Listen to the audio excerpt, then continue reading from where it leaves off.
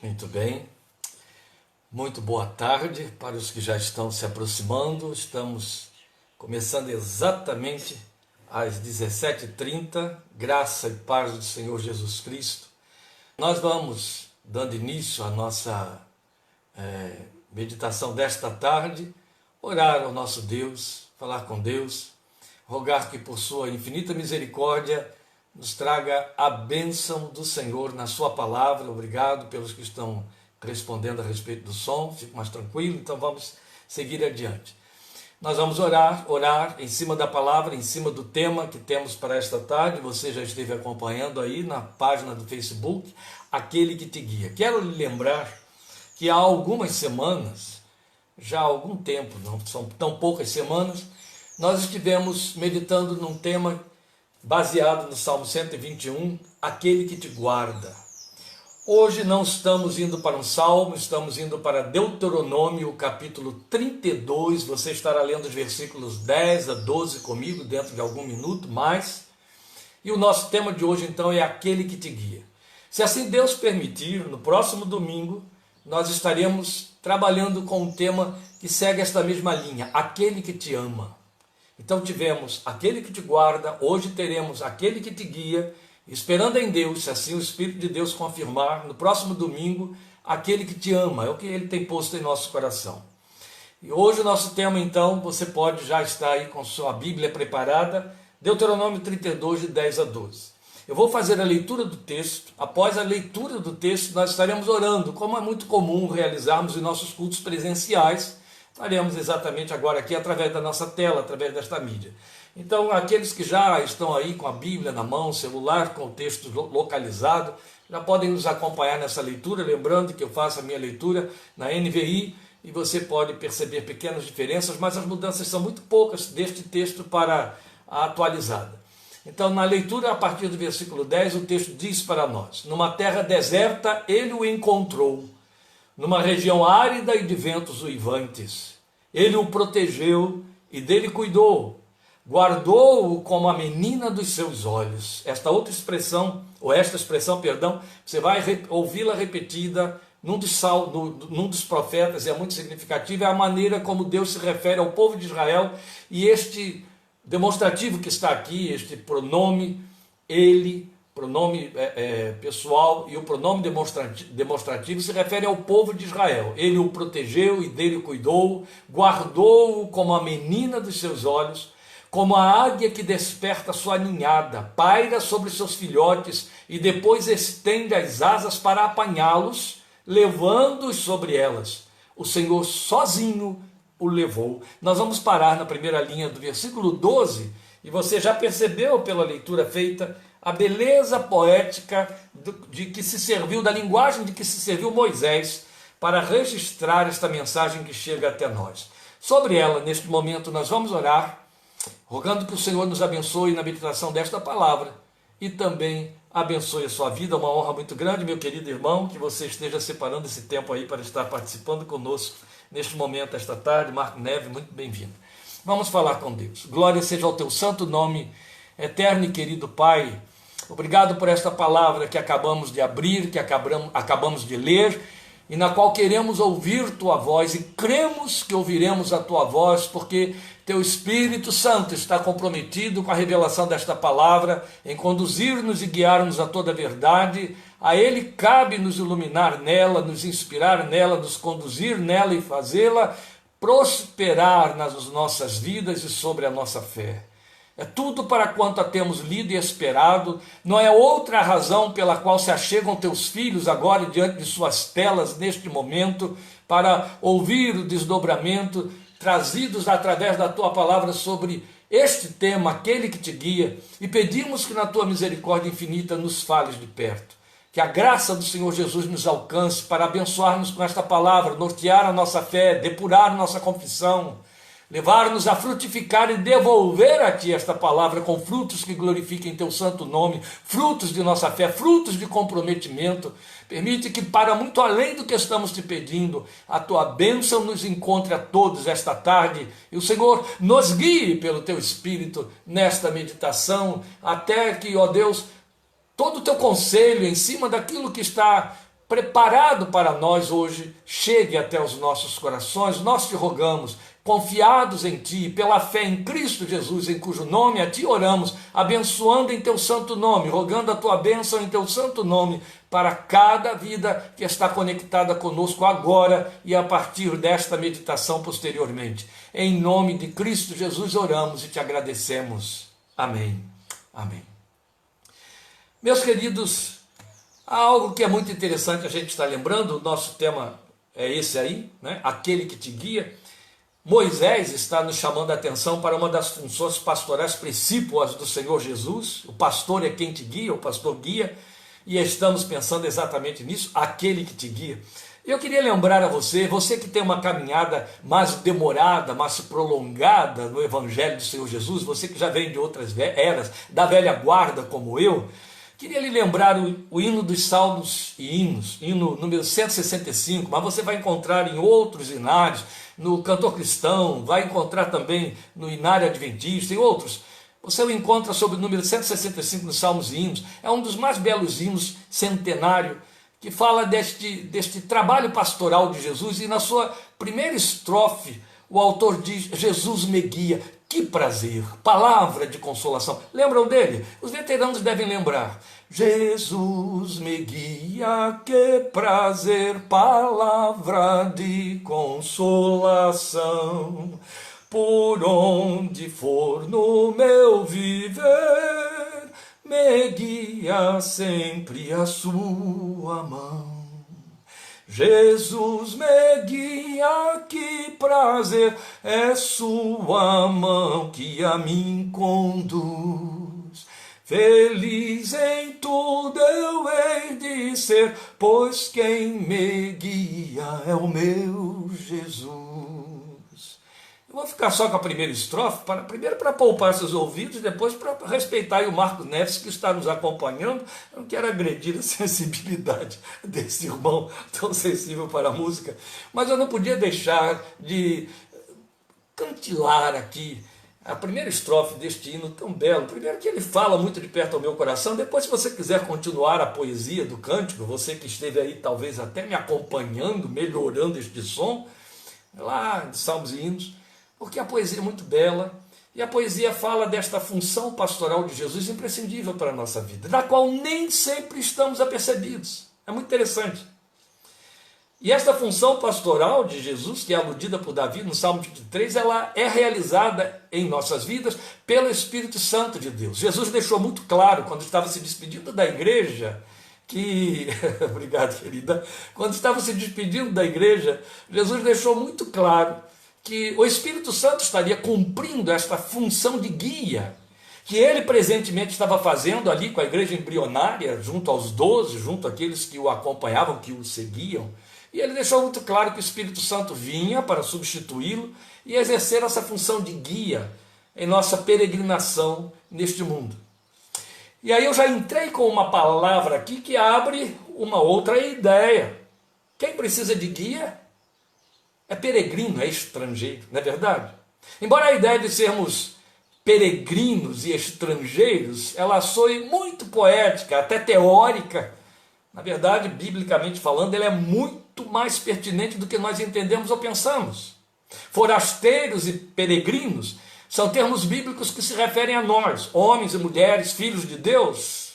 Por que forasteiros e peregrinos? Porque estamos no mundo social e espiritual que jaz no maligno. Aliás, Jesus deixou muito claro em João 15, depois na sua oração sacerdotal em João 17, num texto ele usa um verbo, no outro texto ele usa outro, e aí ele localiza muito bem, ele diz: estão no mundo, mas não são do mundo. Em João 15 ele diz: estão no mundo. Em João 17 ele diz: não são do mundo. E esta é uma verdade que nos cobre totalmente. Nós estamos no mundo, mas segundo a palavra de Deus diz de forma muito clara, não pertencemos a ele, não somos do mundo. E porque não somos do mundo, mas estamos nele, a condição que nos cabe é de estrangeiros, forasteiros, aqueles que são de fora. Não é bonito isso? E peregrinos. Forasteiros aqui cabe para nós como os de fora? Não, os do alto. Fora porque do alto, ou de fora porque do alto. Não é gostoso? É, mas é mais do que belo, é mais do que lírico, é mais do que poético. Tem pertencimento profético.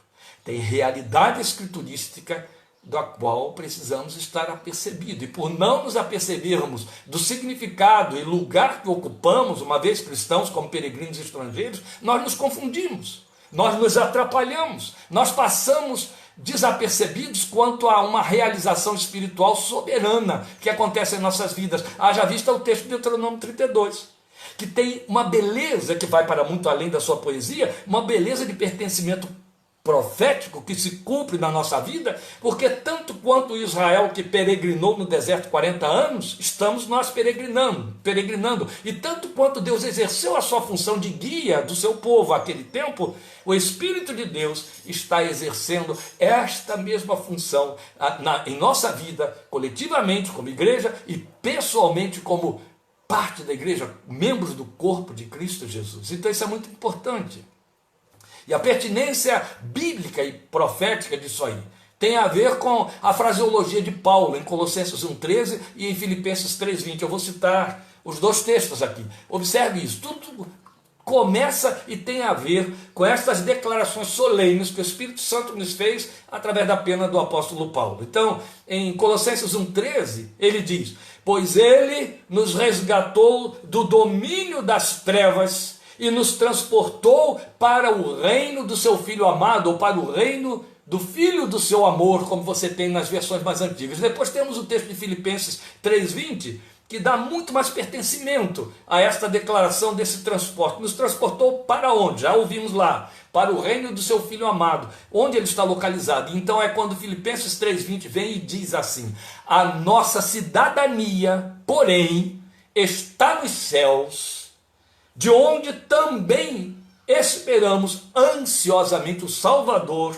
o Senhor Jesus Cristo. Oh, meus queridos, estes textos deixam claro que um transporte transcendental, espiritual e de forma factível foi operado em nós, com mudança de estado e de status espiritual, de forma radical. E isso no momento de nossa regeneração, ainda que esteja em stand-by no tocante à sua visibilidade.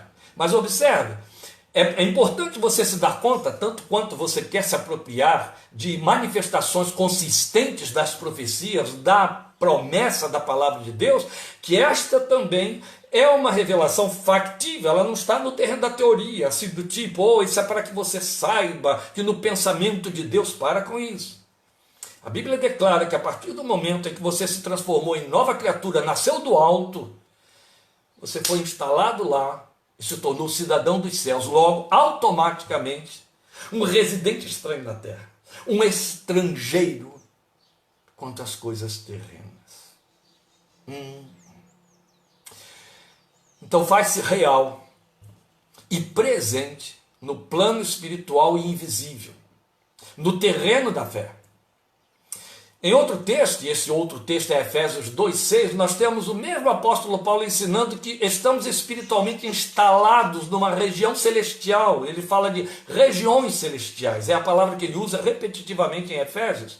Ainda que presentemente estejamos vivendo nossa realidade física no mundo visível, porque físico.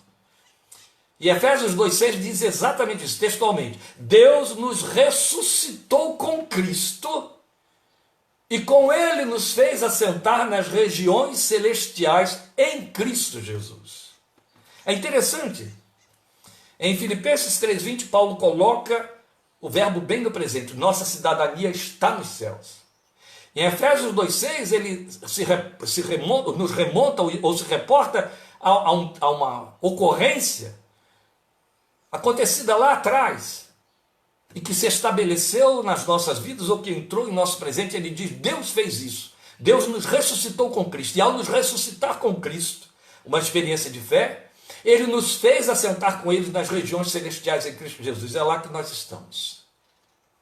Se você voltar um pouquinho na sua Bíblia, se você me acompanhou aí quando eu citei Efésios 2,6, se você voltar um pouquinho aí mesmo ao livro de Efésios, observe que você pode ler nos versículos 20 e 21. Veja, ele diz assim, Efésios 1, capítulo 1, versículos 20 e 21. Esse poder ele exerceu em Cristo, ressuscitando dos mortos, fazendo-o assentar-se à sua direita nas regiões celestiais, muito acima de todo governo e autoridade, poder e domínio e de todo nome que se possa mencionar, não apenas nesta era, mas também na que há de vir. É onde, à luz deste texto, se você faz uma associação pertinente entre Efésios 1, 19 e 20 e Efésios 2, versículo 6, quando o texto diz que ele nos fez assentar com Cristo nas regiões celestiais, Efésios 1 diz que isso está colocado muito acima de todo poder, de toda a potestade.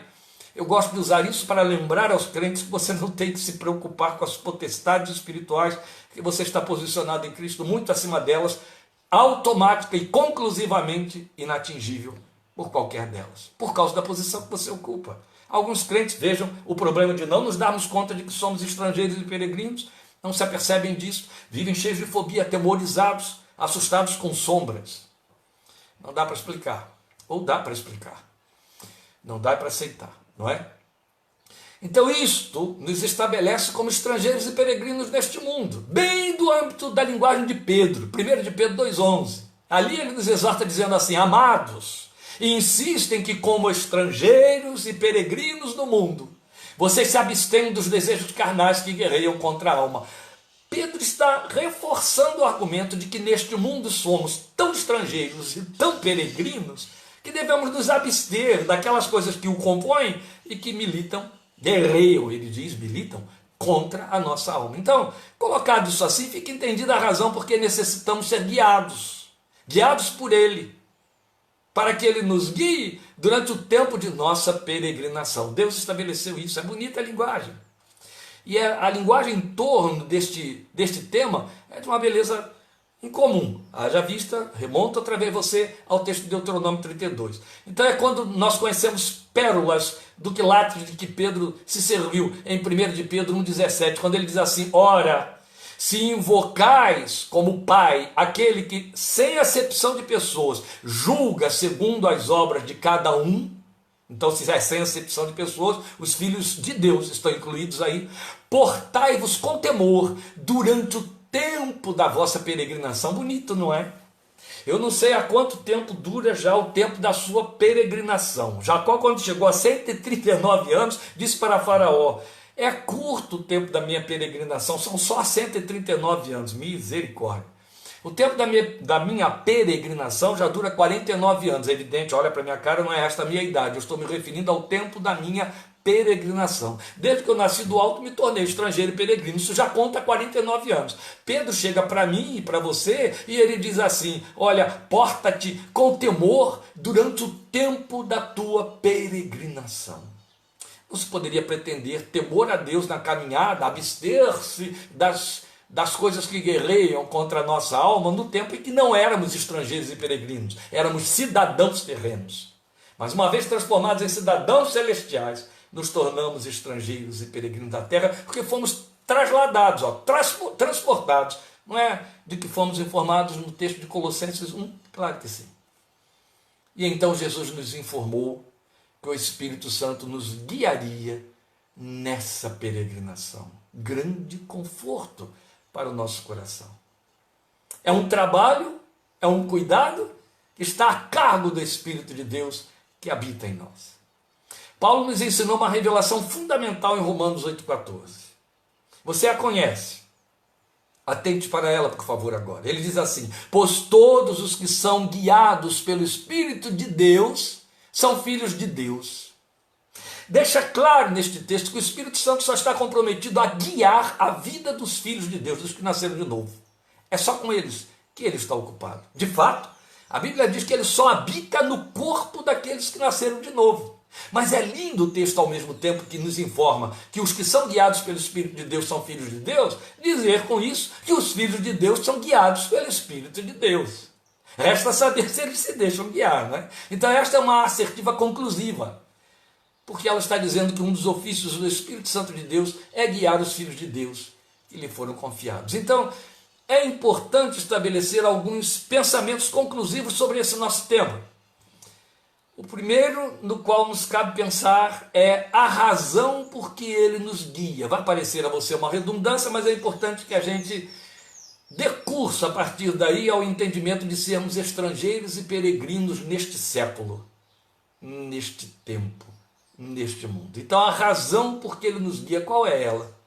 Porque estrangeiros e peregrinos necessitam de guias, ou vão ficar atordoados, atrapalhados.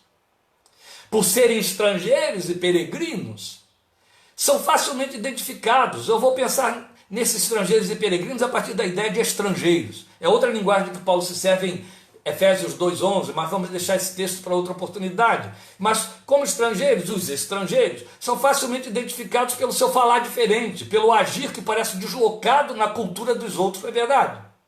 Seus hábitos também divergem. Via de regra, os estrangeiros se confundem.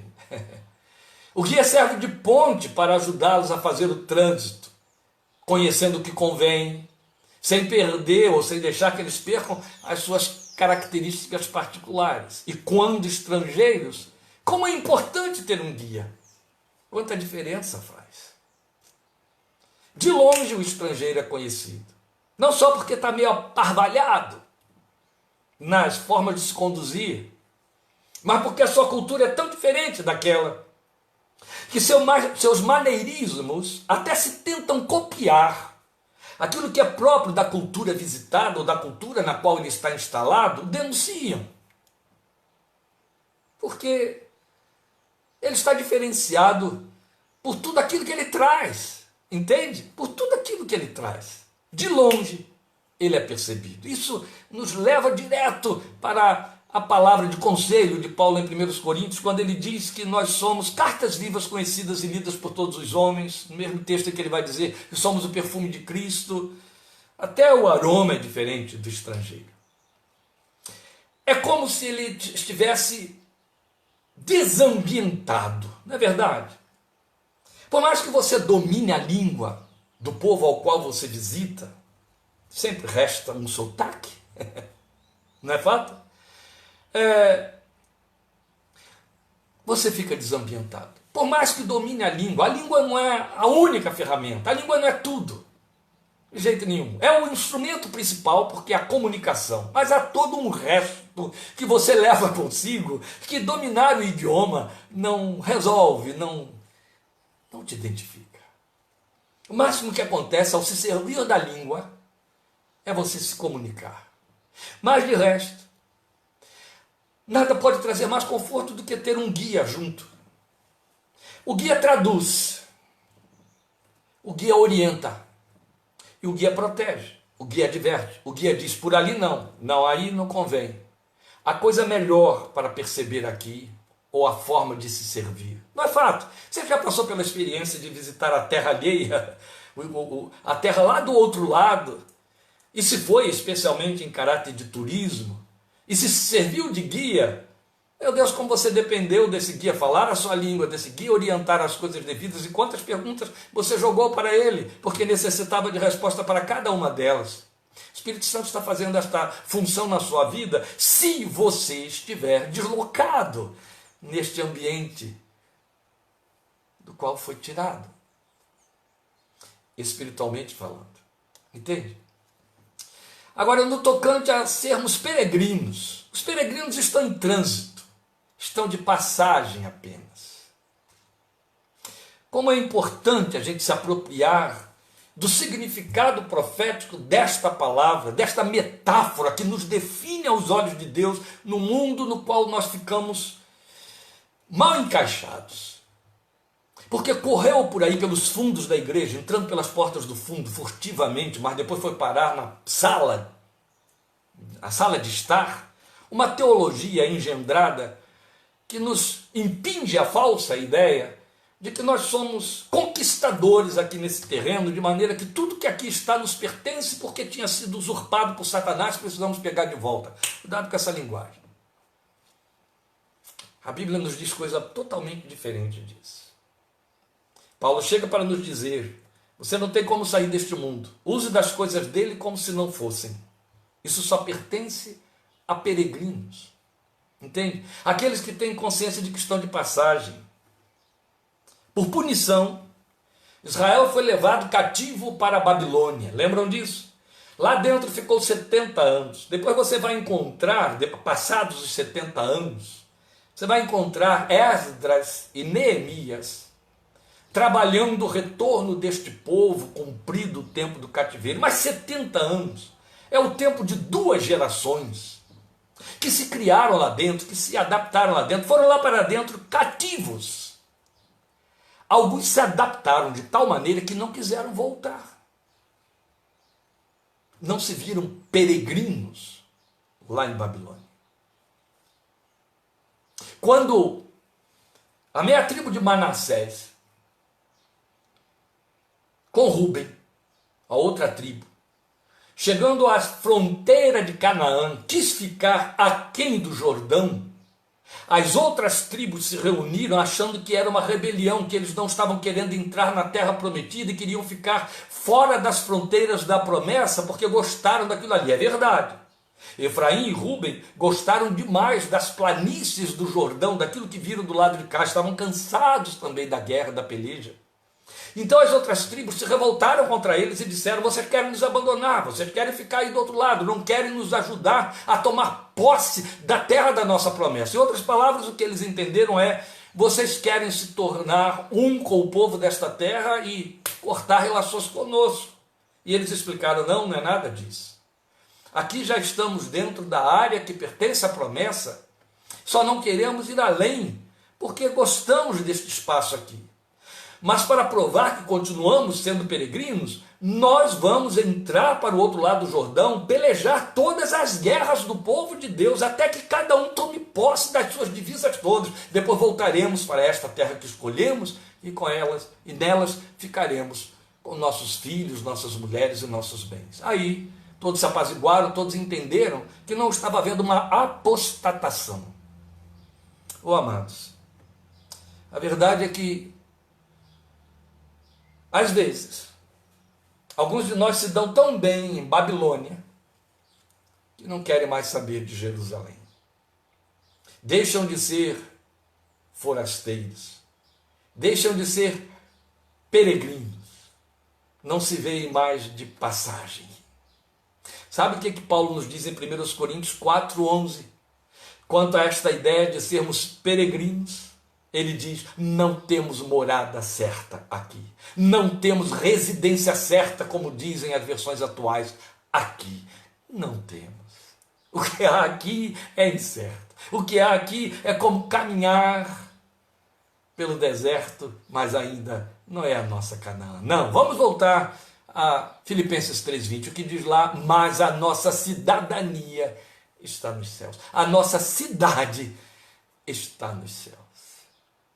Se eu entendo que todo o trato de Deus comigo é para que eu me dê bem aqui, eu não preciso avançar, não é verdade? Não sou estrangeiro e peregrino, sou cidadão da terra. Se sou cidadão da terra, não tenho raízes celestiais. Opa, isso é muito sério. Quero nem gastar tempo aqui em cima disso, para não deixar você aí mais incomodado. Mas o nosso propósito aqui é pensar no fato de que Ele nos guia. Então acabamos de ver por que Ele nos guia. Porque somos estrangeiros e peregrinos. Agora é muito importante pensar em como Ele nos guia. E aí a gente volta ao texto de Deuteronômio, porque é o texto de Deuteronômio que nos mostra como Ele nos guia. Lembre-se, estamos falando do Espírito Santo de Deus. Então é importante a retomada do nosso texto temático ali em Deuteronômio 32. Se você voltar ao Deuteronômio 32, você vai ver nos versículos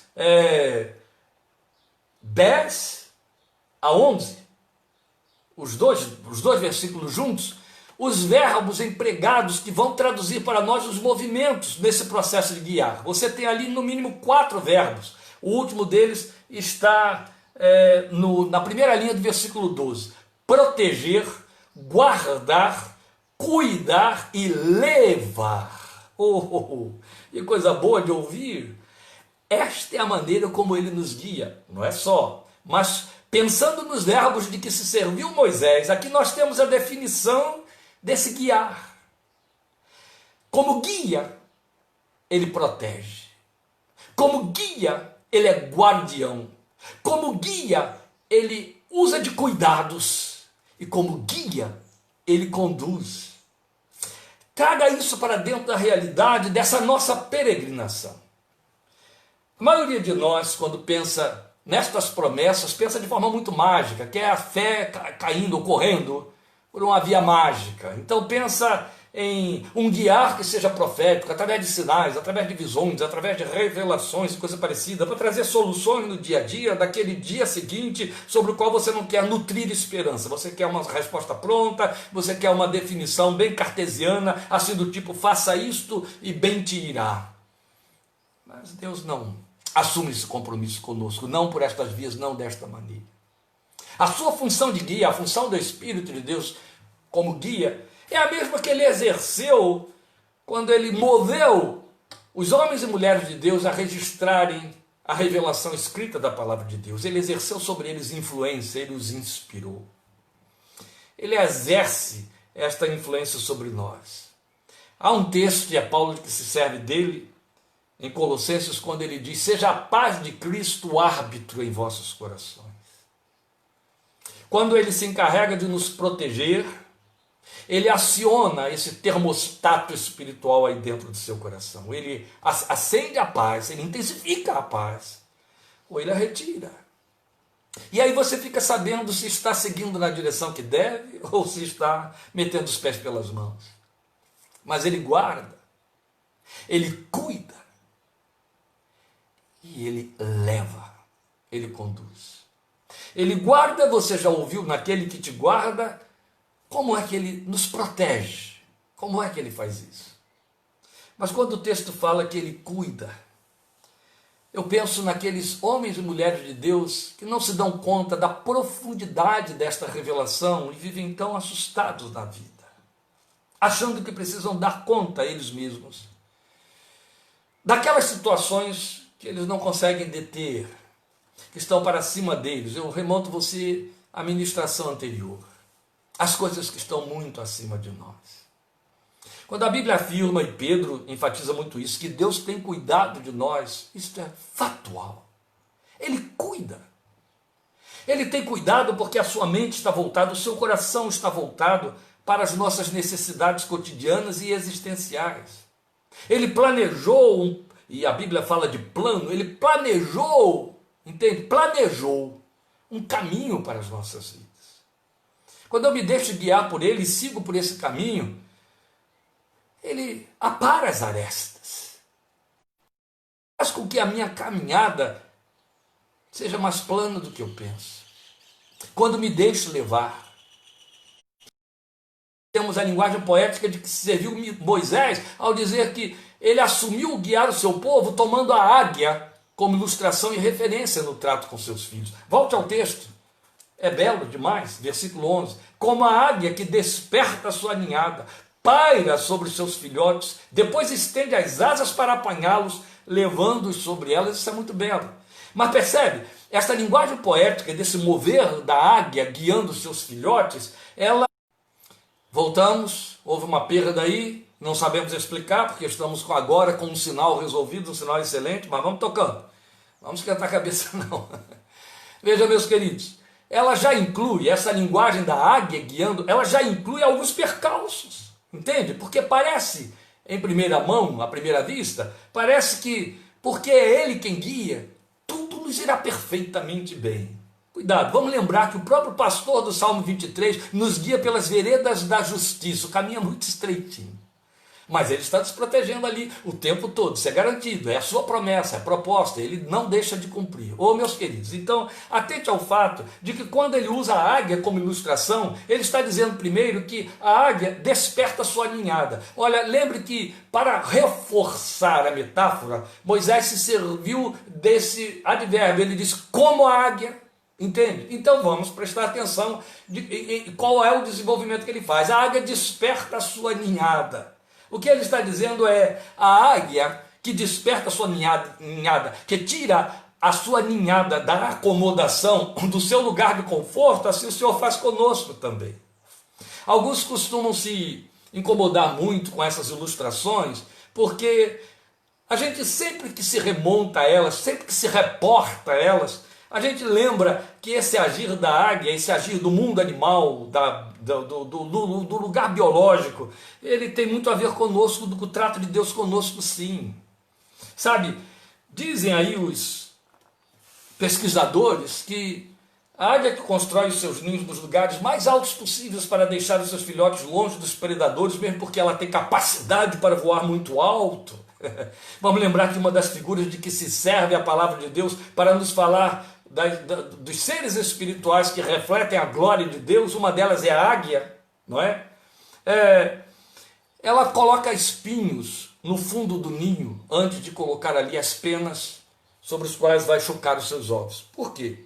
Porque à medida que seus filhotes vão crescendo e engordando, eles vão ficando confortáveis e com medo de pular lá de cima, né? Daquele penhasco. Mas porque tem espinhos no fundo do ninho, à medida que eles vão ficando pesados, o ninho se torna desconfortável.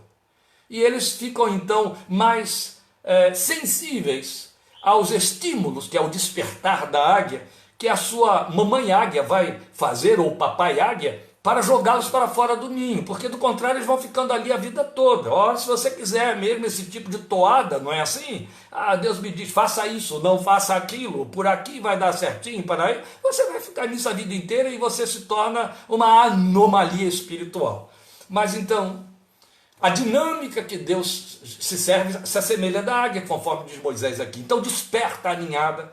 E como alguém diz, gosta de dizer, eu gosto muito de usar essa ilustração, quem eu vi usando muito, se servindo muito disso, foi o reverendo Hernandes Dias Lopes, naquele seu livro Voando nas Alturas, um dos seus primeiros livros, e ele usa muito essa expressão aí, de que Deus põe espinho no ninho, e a gente fica desconfortável, e é geralmente quando a gente sente os espinhos no ninho, quando percebe que o ambiente não está mais suportável, não está mais tolerável, que se não houvesse essa intolerância ou esse desconforto, ficaríamos ali a vida inteira. Isso vale para muitas situações da vida, especialmente na área profissional.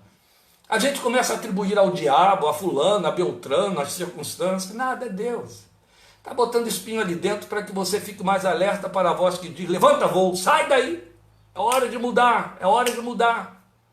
Aqui entre nós, vale muito para ministério pastoral, viu? Passei por essa experiência muitas vezes.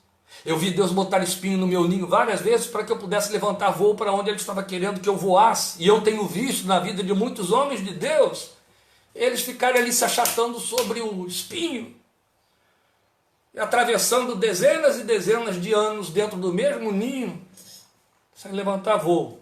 Isso gera outros tipos de desconfortos. Não estou dizendo que ninguém pode ficar muitos anos dentro de um determinado lugar ou ministério. O que eu estou dizendo é que quando Deus quer te fazer levantar voo, Ele faz você levantar voo, sim. Você tem que atentar para o fato de que é hora de ir embora. Ministérios encerram suas etapas.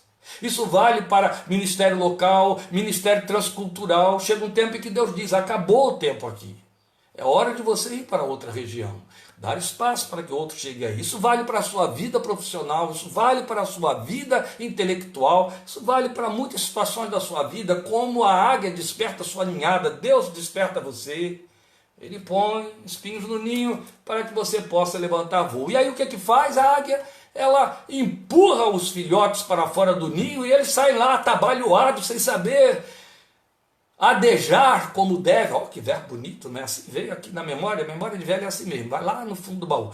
Adejar, e aí como é atabalhoado o voo, eles começam a voar em círculos e afundar, né? Que nem parafuso. O que ela faz? O texto diz aqui, ó, ela voa por baixo, estende as asas e os abriga. Os acolhe sobre ela e os leva de novo. Leva para onde? Para onde tem de pousar? Não, leva de volta para a parte alta, para ir treinando até que eles aprendam a voar com as suas próprias asas. Olha, Moisés está dizendo que o guiar de Deus é feito nesses termos, e eu creio nisso, e eu glorifico a Deus por isso, porque se Ele não fizesse desse jeito, não haveria aventura na vida espiritual, seríamos, como eu disse, uma anomalia, amorfos espiritualmente falando, mas a vida com Deus é dinâmica. É dinâmica. Catherine Marshall, que foi esposa do reverendo Peter Marshall, um dos mais célebres pastores escoceses na América do Norte e que foi capelão do Senado dos Estados Unidos na década de 1940, ela escreveu um livro cujo título é esse, Aventuras na Oração. A vida espiritual é uma vida de aventura, entendeu? E nada pode ser mais pobre, nada pode ser mais mesquinho, nada pode ser mais apequenado e triste do que aquela espiritualidade de mesmice, no mesmo plano, que cabe bem dentro da reprovação de Jesus, quando ele disse: homens de fé pequena, que não avançam, porque querem ficar ali com $3 de Deus só no seu cantinho, não mexa comigo, não me faça crescer. Quem não cresce, regride. Quando ele nos guia, ele nos joga para frente, gente. Ninguém guia para trás, guia para frente, entendeu?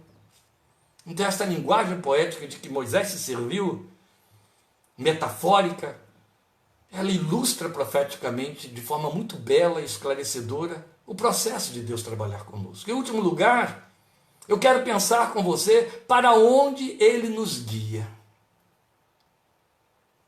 Porque depois de eu falar aqui em vida profissional, intelectual e etc., parece que, e porque falei que é fato, somos estrangeiros e peregrinos na terra, parece que só tem a ver com a nossa vida temporal. Não existe isso. Vamos lembrar Efésios 1:3.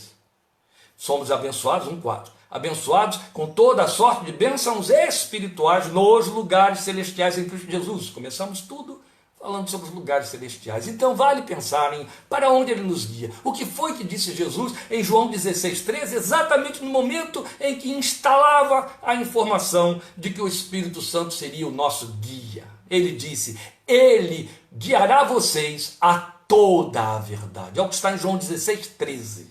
Ele vos guiará a toda a verdade. Este é o compromisso. Este é o caminho. Porque a verdade é Jesus, e Jesus já disse: eu sou o caminho. Então ele nos guia sempre na direção do Filho de Deus. Aí, olha, crescendo aqui as metáforas, crescendo aqui as ilustrações de que a Bíblia tão fartamente se serve para nos orientar, para nos trazer pedagogia, ensino espiritual. Vamos lembrar que Pedro disse que Jesus deixou pegadas para que nós a seguíssemos. Ele é o nosso modelo para que seguíssemos as suas pegadas. Está escrito lá em Pedro. Isso é bom de saber. Jesus é o caminho para onde o Espírito nos guia em todo o tempo. Sim, uma das principais funções, se não a função principal do Espírito Santo na minha vida, na sua vida, desde o momento em que o Evangelho entrou, o Espírito Santo inaugurou sua moradia dentro de nós, é nos transformar a imagem do Filho de Deus. Recordo a você o magnífico texto de 2 Coríntios 3,18. E todos nós, com o rosto descoberto, contemplando como num espelho a face do Senhor, somos transformados de glória em glória pelo Espírito de Deus na imagem de Cristo Jesus. Se não bastasse isso, eu ainda lembro a você o texto de Efésios 4, onde Paulo afirma que nós estamos sendo transformados de maneira a crescer, a amadurecer, até atingirmos a estatura do Filho de Deus, a varão perfeito, a estatura de Cristo Jesus. Em Colossenses, Paulo diz que nosso trabalho é levar todo homem a ficar pleno em Cristo Jesus. Este é o compromisso do Espírito Santo. Ele está guiando você na imagem de Cristo, entende?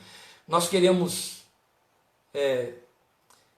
reduzir tanto a nossa caminhada com Deus a esta vida temporal, que estas pérolas espirituais, os verdadeiros compromissos, o verdadeiro empenho e trabalho do Espírito de Deus passam batidos e perdidos, e nós é que ficamos perdidos no contexto desta relação espiritual, que Deus está comprometido com mudança radical na nossa espiritualidade. Estamos tão preocupados com codornizes e maná, e Ele está nos dizendo: mas é mel tirado da rocha que eu quero lhes dar. Entende? Leite e mel. Codornizes e maná servem para o deserto. Leite e mel nos aguardam na comunhão com Ele. Transformados de glória em glória, transformados pelo Espírito de Deus, conduzidos a toda a verdade. Em outras palavras, se meu caminhar, se minha forma de viver, a minha vida com Deus se desvia do padrão, o Espírito de Deus me joga para dentro dela, me traz de volta para ela, ele me guia a toda a verdade. Alguns pensam que isso significa que ele me dá entendimento nas Escrituras. Vai muito, muito além. Ter entendimento nas Escrituras por operação do Espírito de Deus é uma filigrana, é uma das etapas de todo um universo de um processo de guiar. Ele nos guia a toda a verdade para que nossos pés não tropecem. Entende? Porque a palavra é a garantia única de não nos desviarmos da rota. E qual é a rota? Nos assemelharmos a Cristo. Ela é o mapa, é o manual do guia. É desta maneira, ele diria. Entende? Não é apenas por aqui, é desta maneira. Nós queremos o por aqui, e ele está dizendo desta maneira. Entende? O caminho é eterno.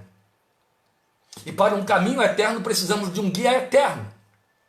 E o guia eterno nos traz uma visão voltada para a eternidade, que a vislumbre, mesmo ao longe, de forma que, minimamente, nós vivamos nas dimensões daquilo que foi descrito pelo autor de Hebreus, a respeito dos peregrinos, que ele não diz apenas com respeito aos filhos de Israel durante a caminhada no deserto, mas ele vai muito antes, ele vai falar de Abraão, de Isaac, de Sara, ele vai falar de tantos outros, e aí ele vai dizer que essa gente pela fé saiu, essa gente não temeu, essa gente contemplou de longe, e de longe acenou a terra da sua promessa. Eles as viram de longe, e a amaram, e correram na direção dela. Como última colocação, o que eu quero compartilhar com os queridos é que se nós nos deixamos guiar, nós anulamos os sustos, nós anulamos as fobias e as ansiedades.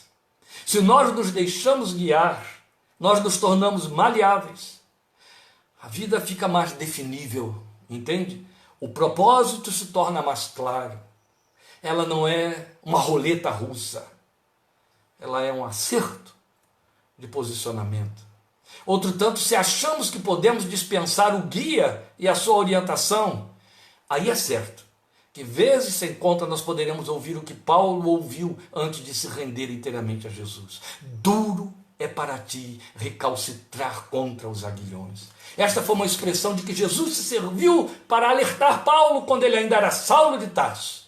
E ela esclarece de forma tão bem posicionada o que significa resistir ao Espírito de Deus como cristãos em nossa caminhada. Recalcitrar contra os aguilhões. É uma linguagem que ele vai tirar da agropecuária. Ele vai tirar da pecuária para falar do aguilhão na mão do guiador da carroça, que empurra com o aguilhão que tem uma ponta, bem o boi que está puxando a carroça, de maneira que se o boi quer entrar numa outra direção, o aguilhão entra na carne e dói. Aí ele vai na direção apontada pelo guia.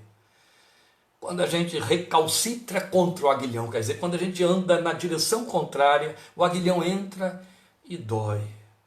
Mas isso é positivo, é significativo, porque significa minimamente que ele está dizendo, não é por aí, e segue por ali, que não só deixa de doer, quanto você acerta o alvo. E acertar o alvo significa não pecar. Amém? Glória a Deus por isso. Que Ele nos guie, que Ele te guie o tempo todo e que você se deixe guiar, sem medo, deixando que Ele conduza.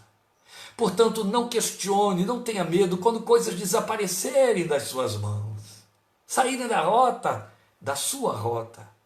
Apenas submeta-se a Ele e diga, Senhor, és Tu, faze como Tu queres, como Tu queres. Ele faz, Ele honra. Ele não decepciona ninguém. Glória seja o seu santo nome.